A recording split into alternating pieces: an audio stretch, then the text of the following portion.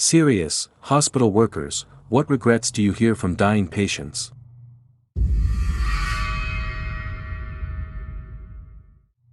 He was one of my first patients as a nursing student, named Frank. He was 92. After knowing him a few days, he disclosed to me his regret was outliving everyone he loved. That he and his wife hadn't had kids, and he was all that was left, and that he wanted to see his wife again. I wasn't sure how to respond, so I just listened, and it made me realize how living so long isn't great if everyone you love is gone. He passed away later that week, and while I distinctly recall some of my classmates being upset, I felt relief for him. I knew he was where he wanted to be. I've had many patients since, but you tend to remember your first ones. Other than that, ditto what everyone's saying, more time with family/loved ones, wish they wasted less time with work or other bullshit.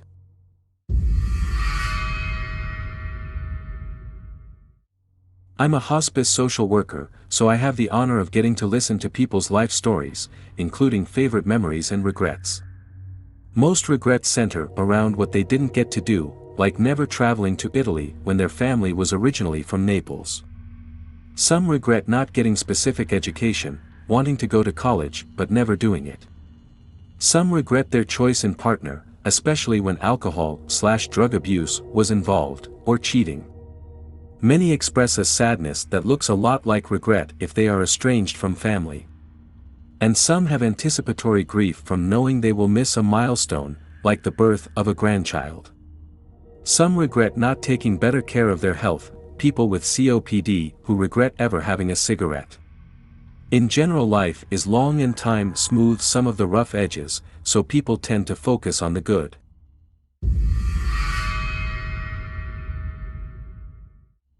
I worked in long-term care for 12 years. I remember a married couple that shared a room. She had cancer and kidney failure. I was helping her eat lunch one day with her husband sitting there with us. She looked like death, but her husband looked at her, then at me, and said, "Have you ever seen a more beautiful woman?" I had to leave and go to the bathroom and cry. I cried for days every time I thought of what he said. I thought I would never know what it was like to be loved like that. I had been divorced for years. I couldn't even tell the story without tearing up. Footnote: I was divorced 23 years when I met Rod. Been together for 11 years. I know that love now. It's never too late.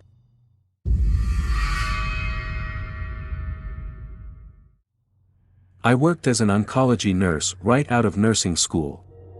I was barely 21 years old. Had a patient about my age who was dying of lung cancer. A few hours before he died, I sat with him and he was telling me how much he wished that he would have had more time to maybe fall in love, marry, have kids. He was so young. He asked me to call his parents, and he died shortly after they arrived. It was awful. His regrets were more about the life not lived. Many older patients had some interesting life stories, and most wanted to tell them before they died. Most were at peace with the life they lived. Many regretted working so much and not spending enough time with family.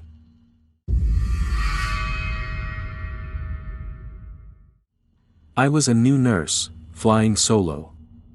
We got a call for an incoming trauma woman in her 50s involved in a multi-car accident.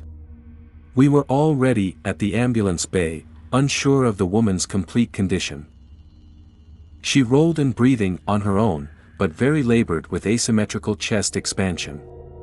She was profusely bleeding, had multiple deep lacerations, pupils blown, debris covering most of her, etc. Her vitals were unstable, she was circling the drain, we knew she was on the verge of coding. I was standing near her head, ready to assist in supporting her airway, but also providing comfort and doing my best to calm her. The woman looked me directly in the eyes and in a hoarse, labored voice stated, "I was angry, I told her I was disappointed in her." She began to cry, her vitals plummeted. "I'm sorry," was the last thing she said before her heart stopped. We coded her, intubated her, performed round after round of ACLS, only to eventually have to call time of death. I still see her face at times, her eyes filled with more emotional pain than physical. It took much longer and was so much harder to write this than I thought it would be.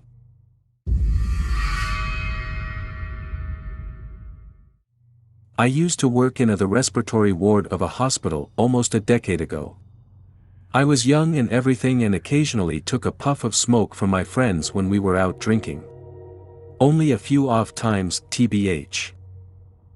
One of my patients held my hand one day. She was dying and out of breath, and I was trying to just be there to calm her down and give some reassurance. She told me to never, ever smoke.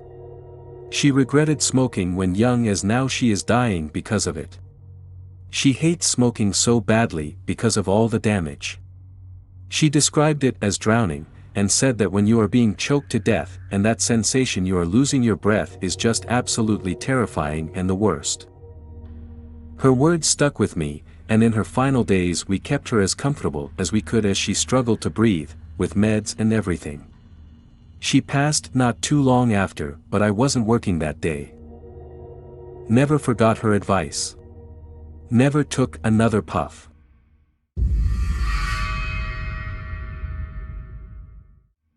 I've taken care of a lot of COVID patients. Seen a lot die. I had a lady who lived in an adult family home. She was 100% cognitively sound. Her adult family home had a COVID outbreak and she caught it. She spent weeks in the hospital and eventually was put on end-of-life care because she declined. She was kept heavily sedated on a PCA pump to ease her transition. One night, I heard her phone beeping and it was the line occluded alarm. When you work with the dying population on these pumps, you learn the occlusion alarm will sound when the patient dies. This is because there's no blood flow. There I stood, outside her door, listening to the alarm. I sighed and told the nearest CNA to wait by so I could tell him a time of death. I don my PPE and go in and she's still alive. So I restart her pump and stand there a minute, listening to the hum of the HEPA filter. I realized throughout her entire stay at the hospital, she wasn't allowed a single visitor. She's gone through this entire experience alone. I grab a warm washcloth and start wiping around her eyes. The moment the warm cloth touched her skin, she whimpered and leaned into me, then sighed deeply. She opened one eye and gave me a very quiet, very slurred, "Thanks, daughter's name. I should have spent more time with you." I left the room and cried for the first time since the pandemic started. She died a few days later.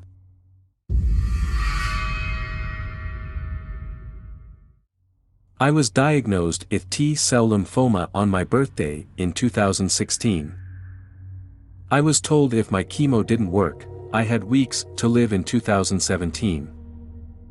Up until that point, I didn't think I wasn't going to beat it, even though by then I'd gone through 14+ rounds of different types and brutal chemotherapy. It seems stupid now, thinking back, but until the doctor uttered those words I hadn't even done my will yet. None of us were expecting it. And being honest, I was in shock. I was 34 of 35. This wasn't how my story was meant to end. Why me? The doctor promised he would help as much as he could to transition me to palliative care, and get the ball rolling. I was in shock. I mean, one moment I'm preparing for another, ran some tests, here's what we found, here's what we're going to do, DRS meeting I have almost every day, the next I'm just silent. Anger was my first stage. I was bitter. Why the fuck me? What the fuck did I ever do to deserve such a poor hand? Fuck the world and its happy existence. This quickly left. It was, honestly, 1 minute of pure, why me? After looking at everyone's faces, however, this quickly left me. I simply watched everyone deal with the news around me. In the room was my favorite nurse, my mom, wife, and obviously the doctor. I never saw my mom look so helpless. I could almost see the hope drain from her as she leaned into the wall, hoping for support. She was just told her baby was going to die, and this time she couldn't fix it. I could see the whirlwind inside her as she tried to not cry. The nurse, who was there, was only there to give me more chemo. At this point of my care, I'd been in hospital for months. I'd see her almost every day and you bond. She didn't take the news well, I heard later on. At the time I was told she had a reaction to the chemo she was administering. In reality I was told she broke down and had to leave work early. My darling wife, who I had put through so much, was clearly trying to hold it together. She was in the anger/bargaining stage. This was the first time seeing my wife not taking no as an answer where I didn't have the energy or the motivation to calm her down. She was asking for second opinions, researching other hospitals, calling/emailing them, scanning reports, test results for her emails, etc. She refused to accept it and just went to work. I just sat there with what felt like billions of thoughts, watching it all go on around me. When you're told you're going to die, eventually you get to acceptance.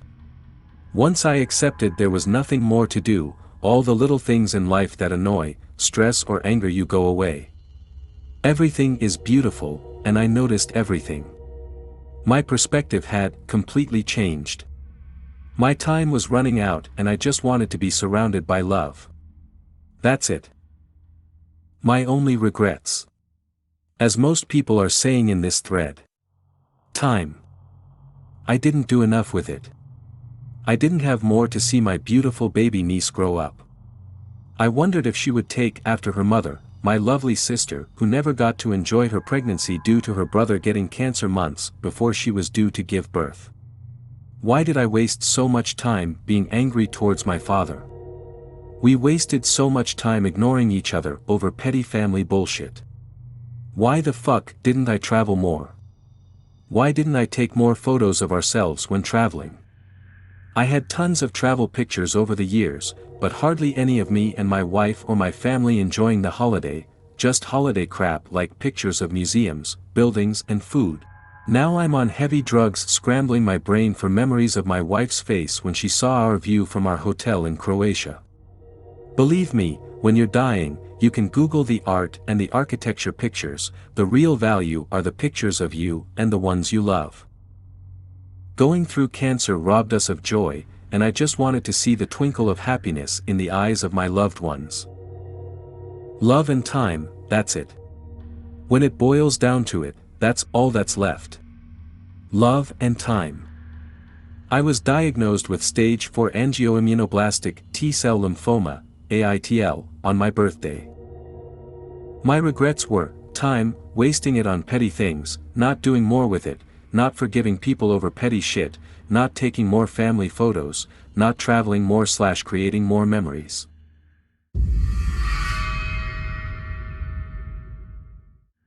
This is a difficult question to answer. I'm an ICU nurse and I've been present for a lot of people's end of life. The reason it is so difficult to answer is surprisingly simple.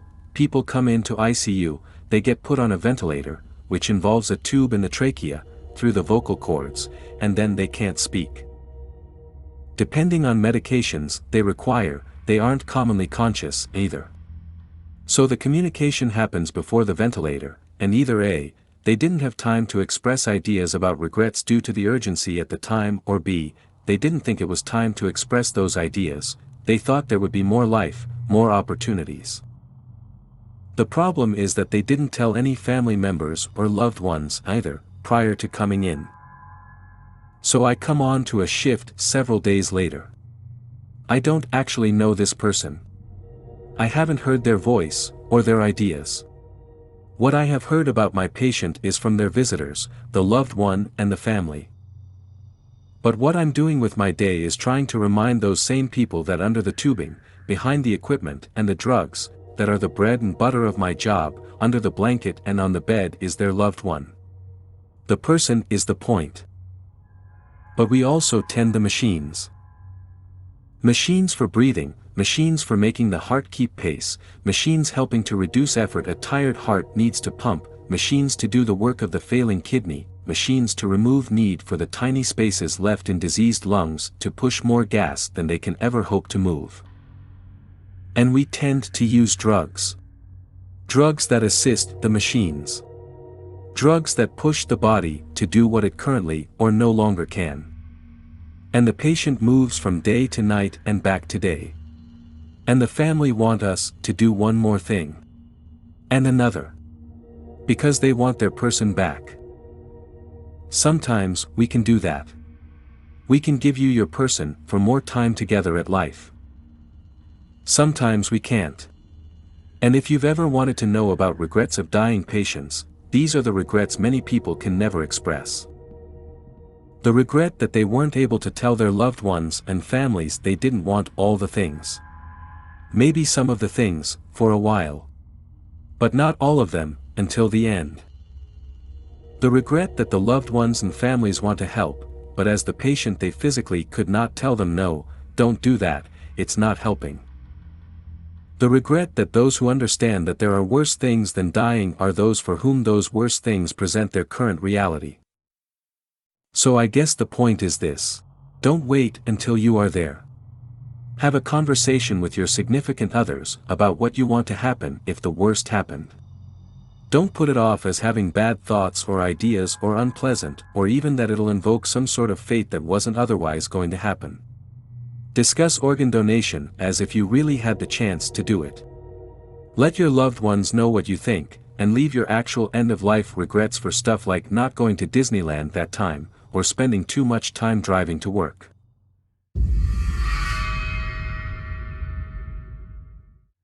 "27-year-old male who tried to end his life, died from the injuries."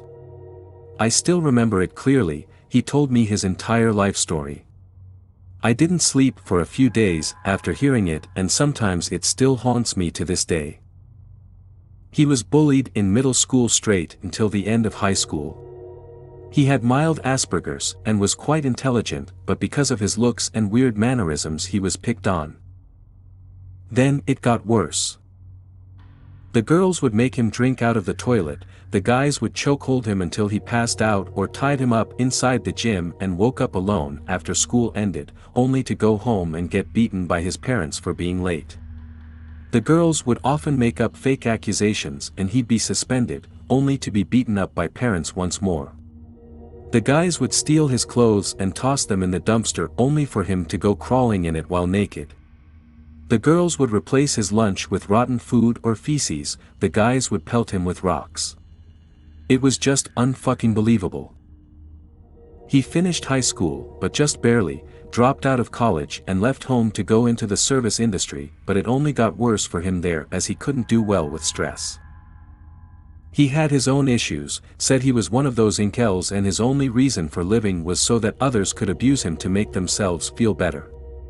Told me he tried to end it because he was tired of it and also financially broken by then. This was around 2008, mind you. He said he wished he stood up for himself from the start, perhaps things would have turned out differently for him. He passed away a few days later while I was off shift. We all knew inside that he wasn't going to make it from the start given his injuries, but I still listen to the story and it haunts me to this day. I hope he's at peace now.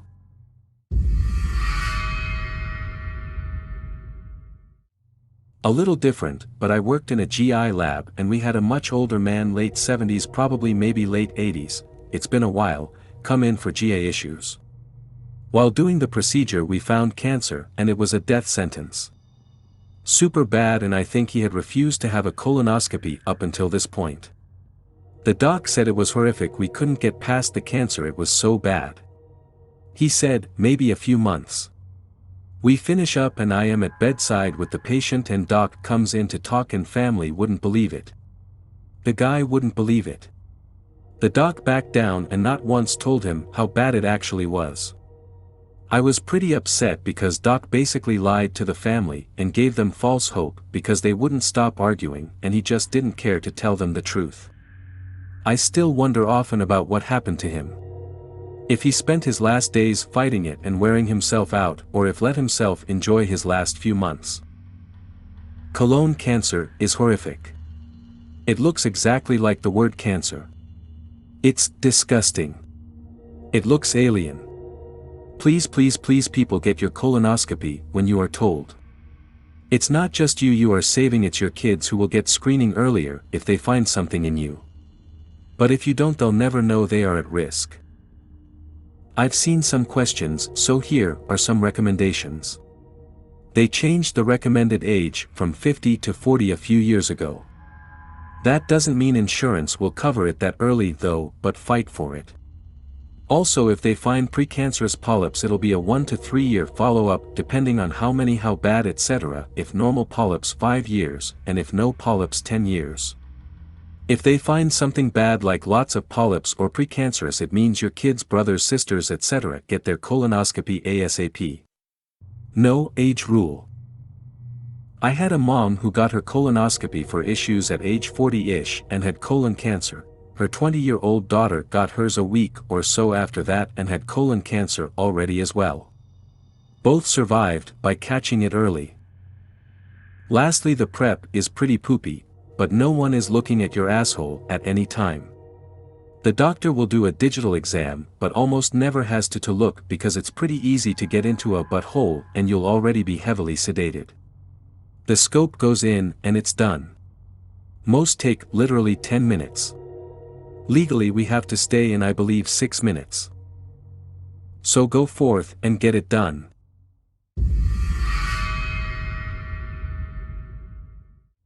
Thanks for watching. Subscribe for more.